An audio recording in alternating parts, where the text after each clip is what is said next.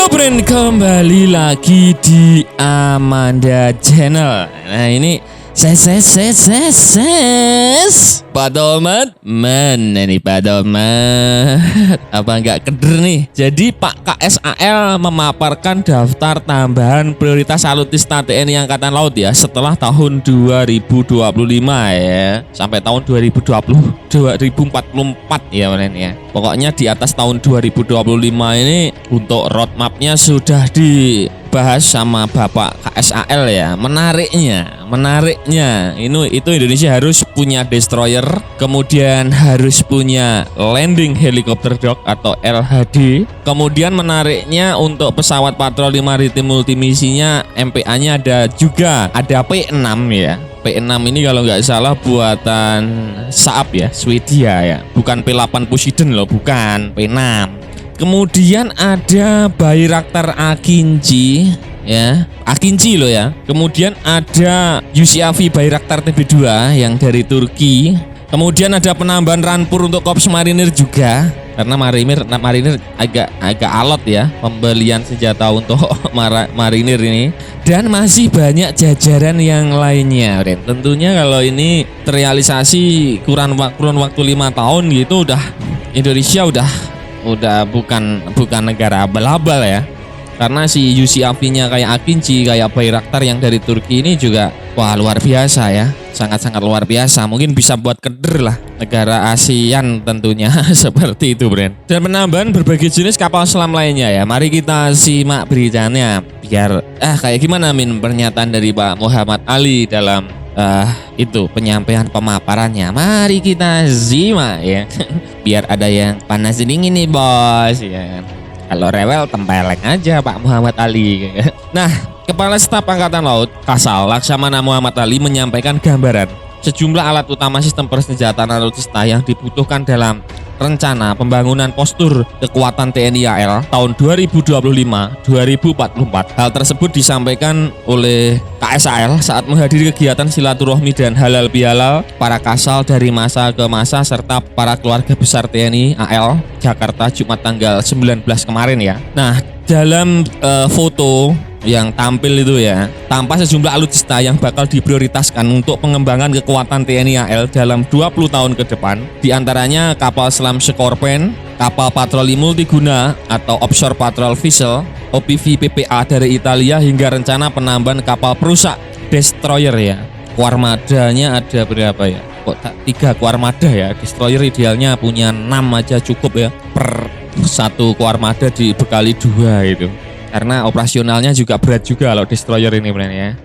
Kemudian pada daftar alutsista tersebut juga terdapat pesawat nirawak pengintai atau UNAMED Aircraft Offensive UCAV Skin Eagle ya, yang dilengkapi dengan kamera optik dan inframerah. Untuk Amerika Serikat ini hanya Skin Eagle saja yang dibahas, selainnya itu tidak ada ya Bro ya. Sistem pertahanan pesisir ya, Coastal Defense atau rudal pertahanan pantai ya. Kalau yang dari Ukraina kan jelas batal itu, apa itu? Neptune ya. Kalau rudal pertahanan pesisirnya, kalau admin ya pilih Aster. Mumpung kita bersama Italia ya kan. Tapi versinya bukan versi kapal perang Asternya, yang Aster 30 versi yang diangkut oleh kendaraan truk ya. Kayak milik Singapura itu ya kan.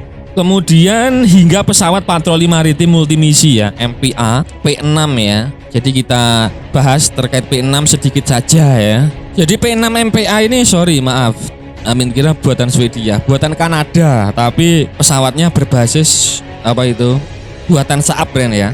Jadi perusahaan pesawat asal Kanada, PAL Aerospace ya, bukan PAL Indonesia lah ini PAL Aerospace ya. Jadi pesawat baru P6 tipe Multi-Mission Maritime Patrol Aircraft MPA, pesawat patroli maritim multifungsi diperkenalkan dalam event pameran industri pertahanan International Defense Exhibition IDEX 2023 ya.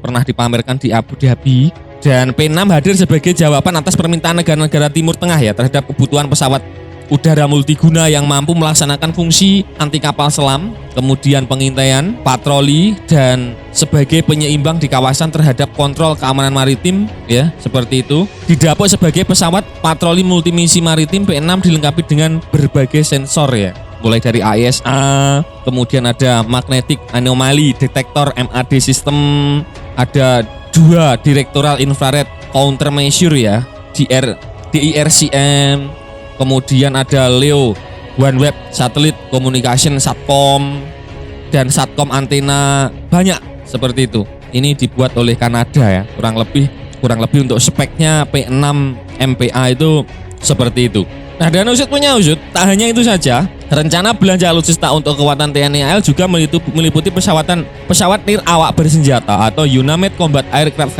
Vessel Bayraktar Akinci jenis High Altitude Long Endurance ya, HAL, dan UCAV Bayraktar TB2 jenis Medium Altitude Long Endurance Mile dari Turki ya. Jadi untuk pengamat abal-abal dari Indonesia ini udah nggak asing ya, untuk Akinci dan Bayraktar udah tahu semua lah, nggak perlu Mimin sebutkan ya, termasuk yang dibeli kemarin 12 unit itu kan Bayraktar TB2 atau maaf Bren, yang dibeli kemarin Anka ya Bren, Anka ya. Jadi semua drone lini Turki ini diboyong pulang semua gitu loh. Kemudian tercatat dari daftar keinginan TNI AL untuk mempunyai kapal perang landing helikopter dock ya, LHD, hingga penambahan kendaraan tempur marinir untuk Korps Marinir ya. Jadi LHD ini bukan mitos. Ini bisa PT PAL membuat, kalau admin ya sekalian buat LHD yang gede sekalian ya. Barangkali urgent untuk mendaratkan kapal tempur, pesawat tempur bisa ya.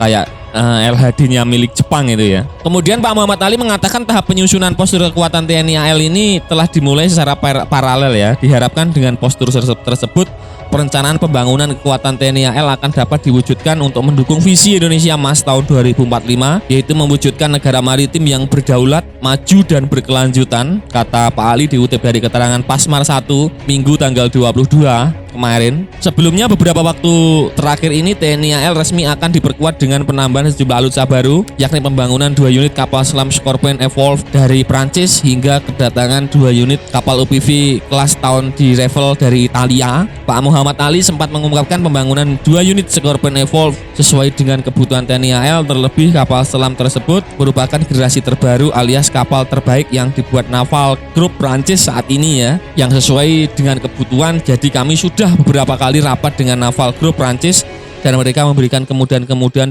dan meyakinkan kapal yang diproduksi itu canggih. Jadi bukan Scorpion yang biasa, melainkan Evolve generasi terbaru. Tak hanya Scorpion, TNI AL juga menantikan kedatangan OPV kelas tahun di Revel pada Oktober ini ya, sampai dengan April 2025, khususnya untuk pengamanan jalur laut Kepulauan Indonesia Alki 1 ya. Nah, Bren, itu tadi ya pembahasan admin seputar usut punya usut ini. Pak Muhammad Ali atau Pak Kepala Staf Angkatan Laut memaparkan daftar tambahan prioritas alutsista TNI AL setelah tahun 2025 seperti yang admin sampaikan itu tadi. Nah, kira-kira bagaimana menurut kalian? Silahkan baku hantam di kolom komentar. Nah, Bren, oke, sekian dulu video dari Amanda Channel. Jangan lupa like, share, komen, dan subscribe agar channel ini semakin berkembang dan tentunya bisa bermanfaat bagi kalian semua. Nantikan video menarik dari kami lainnya. Terima kasih, see you next time and bye-bye.